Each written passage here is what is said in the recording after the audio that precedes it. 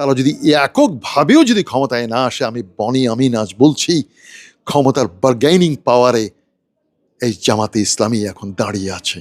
ক্ষমতায় নিরঙ্কুশ সংখ্যা গরিষ্ঠতা যদি তারা নাও পায়, but they will be the bargaining power of Bangladesh. আমি মনে করি, আমি নাম নিচ্ছি না, যারা এই যে আসার জন্য চাইছেন নূতন, এদেরকে আসতে দেওয়া উচিত।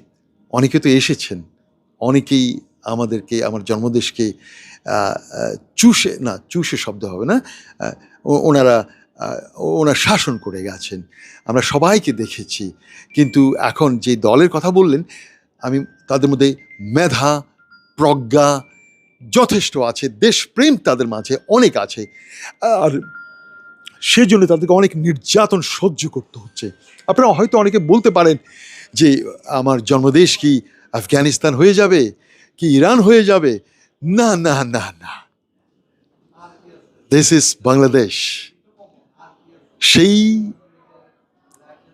সেই দল যদি ক্ষমতায়, বাংলাদেশ কখনো আফগানিস্তান হবে না, বাংলাদেশ কখনো ইরান হবে না।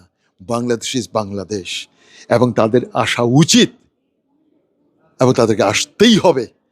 আর তারা যদি এককভাবেও যদি ক্ষমতায় না আসে, আমি বনি আমিন আজ বলছি, ক্ষমতার বার্গেনিং পাওয়ারে এই জামাতে ইসলামী এখন দাঁড়িয়ে আছে। ক্ষমতায় নিরঙ্কুশ সংখ্যা গরিষ্ঠতা যদি তারা নাও পায়, but they will be the bargaining power of Bangladesh. ক্ষমতার খুবই খণ্ড খণ্ড ভাগে তারা এসেছিল, তারা ছিল। আগামীতে they will be the kingmaker, এরাই হবে কিং মেকার।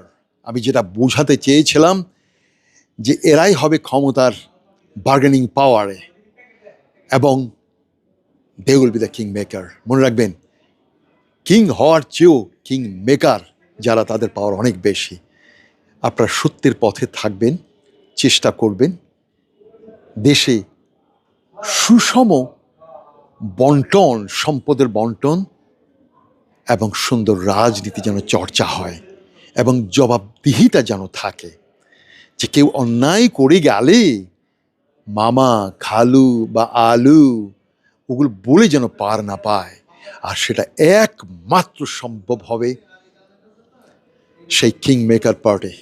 That's all. আমি বারবার সেই পার্টির নাম নিচ্ছি না, আমি বনি আমিন, এর চেয়েও আর কিছু বলতে চাই না বেশি।